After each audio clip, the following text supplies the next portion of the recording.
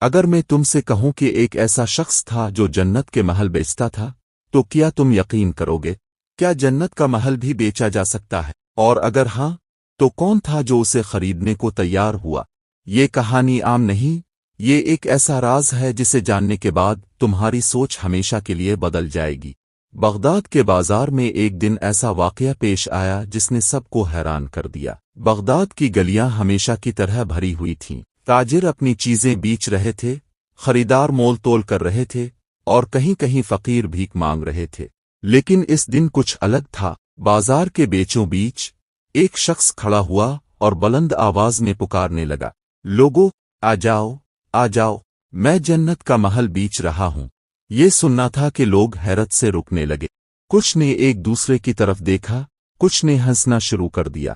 یہ پاگل ہو گیا ہے، جنت کا محل اور بیچنے والا یہ فقیر سا آدمی۔ یہ شخص کوئی اور نہیں، بہلول دانا تھے، جو اپنی دانشمندی اور مزاحیہ انداز کی وجہ سے مشہور تھے۔ وہ اکثر مجذوبوہے کی طرح برتاؤ کرتے، لیکن ان کی ہر حرکت کے پیچھے ایک گہری دانائی چھپی ہوتی تھی۔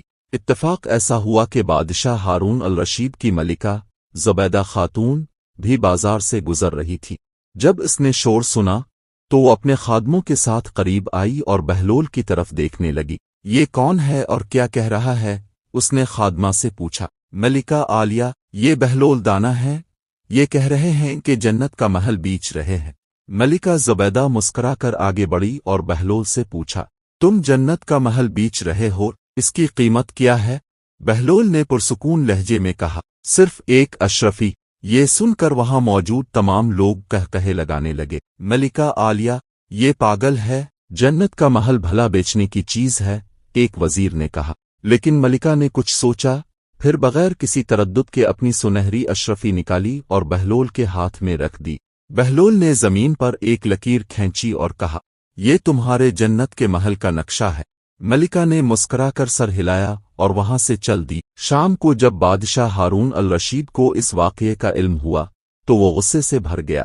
یہ کیا بے وقوفی کی ہے زبیدہ، ایک پاگل کو اشرفی دے دی؟ ملکہ زبیدہ نے سکون سے جواب دیا، بادشاہ سلامت، اگر میں تمہیں بتاؤں کہ میں نے خواب میں واقعی جنت کا محل دیکھا، وہ اتنا شاندار تھا کہ میں ساری دولت دے کر بھی اسے خریدنے کو تیار ہوں۔ یہ سن کر بادشاہ حیران رہ گیا۔ اگلی صبح بادشاہ خود بہلول کے پاس گیا اور بولا، بہلول، میرے لیے بھی جنت کا محل بیچ دو۔ بہلول نے مسکرا کر کہا، بادشاہ سلامت، جنت کا محل وہی خرید سکتا ہے جو بغیر دیکھے یقین کرے۔ ملکہ نے یقین کیا، اس لیے اس کا محل تیار ہو گیا، لیکن آپ کو تو پہلے دیکھنے کی طلب ہے، اب دیر ہو چکی ہے۔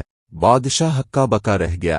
اسے احساس ہوا کہ بہلول نے در حقیقت ایک بہت بڑی حقیقت کو بیان کیا تھا، ایمان وہی ہے جو بنا دیکھے قبول کیا جائے۔ یہ کہانی ہمیں سکھاتی ہے کہ سچی دولت ایمان، یقین اور نیکیوں میں ہے، نہ کہ سونے اور چاندی میں۔